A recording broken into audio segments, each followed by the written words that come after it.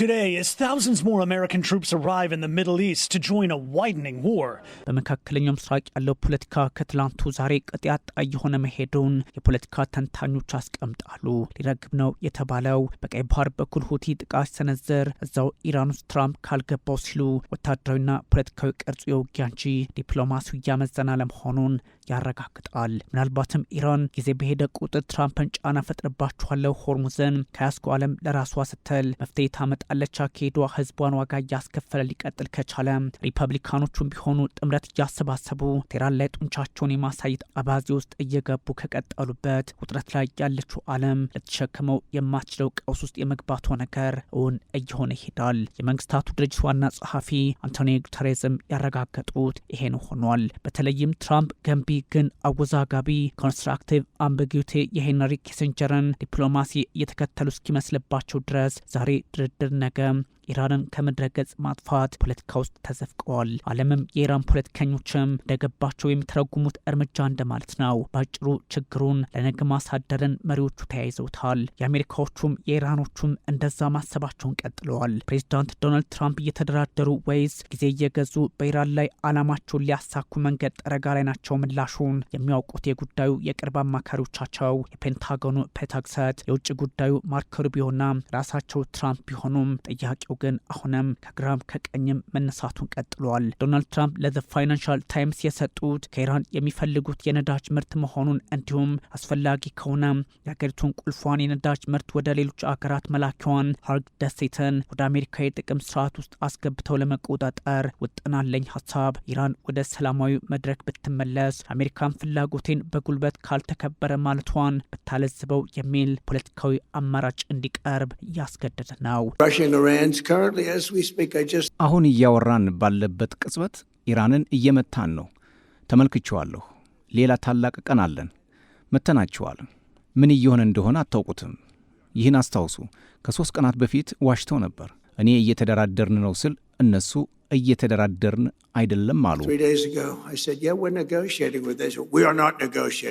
ትራምፕ ነዳጁን ፈልገዋለሁ ሲሉ አንዳንዶች ያንን ለምን ታደርጋለህ በሚል ይወነጅላሉ። እነሱ ግን ጤነኛ ያልሆኑና የሚረባ ነገር የሌላቸው ናቸው በሚል ከህዝባቸው ጋር ሳይቀር ፖለቲካዊ ጀርባ መስጠት ውጥንቅጥ ውስጥ ተዘፍቀዋል።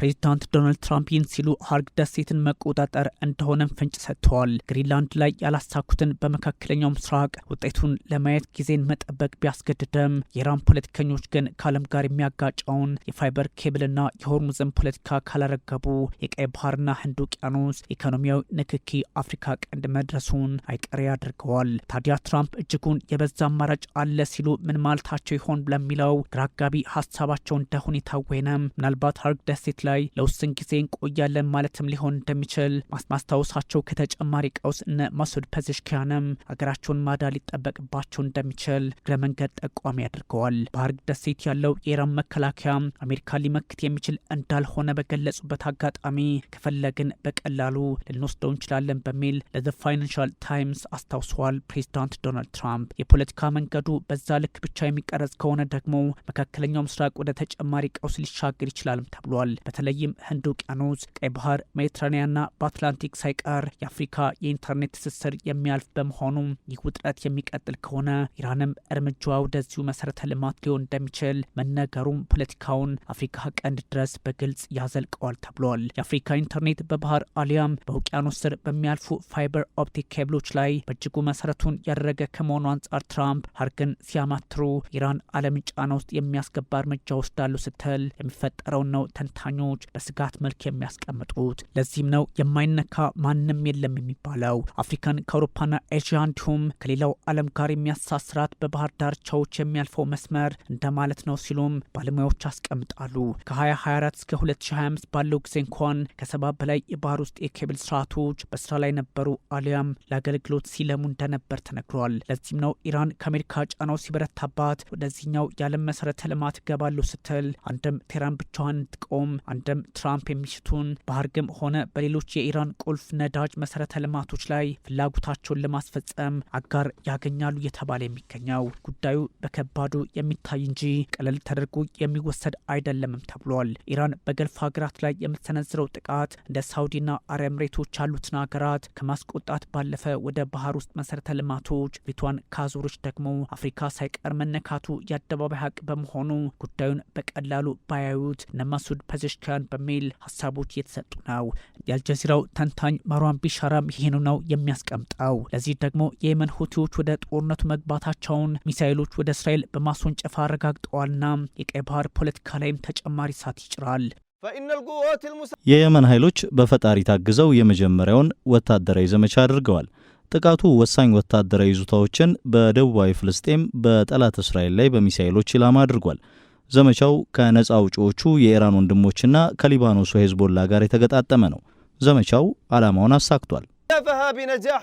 በውሃ ውስጥ የሚያልፉ ፋይበር ኦፕቲክ ኬብሎች በዋነኝነት የዓለም የኢንተርኔት ትራፊክ የጀርባ አጥንት የሚባሉት ከ95-99 በመቶ በውሃ ውስጥ እንጂ በሳተላይት የሚያልፉ ባለመሆናቸው ጦርነቱን በሰዓታት ውስጥ ዓለም አቀፋዊ ያደርገዋል። የውሃ ውስጥ ጦርነት በዓለም ዙሪያ እንዲሉም በር ይከፍታል። ፕሬዚዳንት ትራምፕ ተጨማሪ 3500 የእግረኛ ጦር አባላት በመካከለኛው ምስራቅ ማሰማራታቸው ከተገለጸ በኋላ ነዳጁም ሀርገም ወደ አሜሪካ ጥቅም ማለታቸው ውጥረቱ እየተባባሰ መሄዱን የሚያረጋግጥ አድርጎታል። በሌላ በኩል ትራምፕ በፓኪስታን አማካኝነት ከኢራን ጋር ቀጥተኛ ያልሆነ ንግግር በበጎ እየሄደ ነው ቢሉም የተኩስ አቁም ስምምነት በቅርቡ ይደረስ አይደረስ ግልጽ ሀሳብ አለመስጠታቸው ጉዳዩ ከደሴቷ ጋርም እንደሚተሳሰር ምልክት ሰጪ ነው።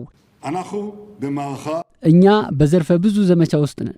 ኢራንንና የእጅ አዙር ደጋፊዎቿን በብርቱ ኃይል እየመታን ነው። ታላቅ ስኬት እያስመዘገብን ነው። በቴህራን ውስጥ ያለውን አገዛዝ ያፈረሰ የሚታይ ስኬት።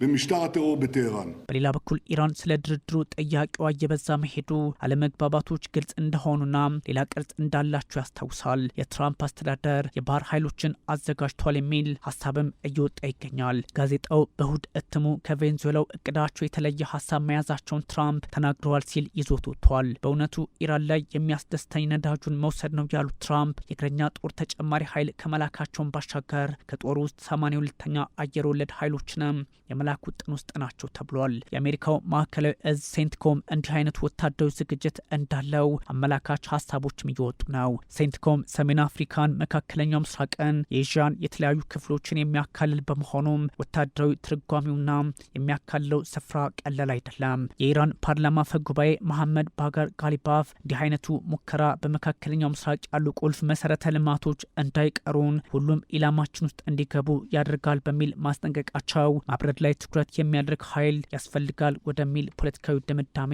እንዲገባም በር ከፍቷል። የአሜሪካ ወታደሮች መምጣታቸውን የእኛ ኃይሎች እየጠበቁ ነው፣ የሚገጥማቸው እሳት ነው በሚልም ኢራን አሜሪካን አስጠንቅቃለች። ፕሬዚዳንት ዶናልድ ትራምፕ በተደጋጋሚ እግረኛ ጦር እንደሚያዘምቱና በፐርሺያ ባህረ ሰላጤ ደሴቶች ለመውሰድ ይዝታሉ። የአሜሪካው ፕሬዝዳንት በዓለም ላይ እጅጉን በውሸት እየታወቁ የመጡት በሚናገሩት ሀሳባቸው ላይ የማይቆሙት ትራምፕ በምንም መንገድ ታማኝ አይደሉም።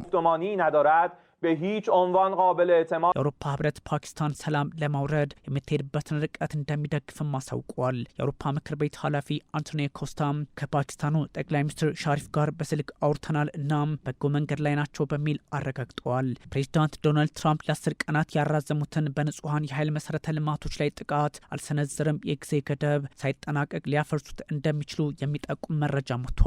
ቴህራን ሆርሙዝን ካልከፈተች የኢነርጂ መሰረተ ልማቶችን ሀርግ ደሴትንና መሰል የነዳጅ ስፍራዎችን እንደሚመቱ ማስጠንቅቀዋል። ዩናይትድ ኪንግደም ወደ ኢራን ጦር እንደማትልክ መነገሩ፣ የእስራኤል ጦር በቴህራን ዩኒቨርሲቲ ላይ ጥቃት ማድረሱ፣ ስፔን ኢራንን ለመምታት የአሜሪካ አውሮፕላኖች የአየር ክልሏ እንዳይጠቀሙ መከልከሏ፣ የፓኪስታን የውጭ ጉዳይ ሚኒስትር ለድርድሩ ሲሉ ወደ ቻይና ማቅናታቸው፣ የኢራኑ ተወካይ ከቤይሩት ውጡ ቢባሉም አልወጣም ማለታቸው፣ ቀጥተኛ ድርድር ኢራን ከአሜሪካ ጋር አለማድረጓን ማሳውቋ፣ አሜሪካ ምክንያታዊ አይደለችም በሚል እንደዚሁ መክሰሷ፣ ሰሜናዊ እስራኤል መመታቱና የሀይፋ ነዳጅ ማጣሪያ ኢላማ ውስጥ መግባቱ አረብ ኤሚሬቶች በ24 ሰዓታት ውስጥ 40 ሚሳይሎችና ድሮኖች ለተወነጨፉባት ማስታወሷ፣ ዮርዳኖስም 5 ሚሳይሎችና 1 ድሮን በተመሳይ ሰዓት ከኢራን እንደተላኩባት በተመሳሳይ እንደ አረብ ኤሚሬቶች ሁሉ ከኢራን እንደተላኩባት ማስታወቋ በአንድ በኩል ለሰላም በሌላ በኩል ለውጥረት የሚሰራ ኃይል መኖሩን ከሚጠቁሙ አበይት የመካከለኛው ምስራቅ ክስተቶች መካከል ሆነው ውለዋል።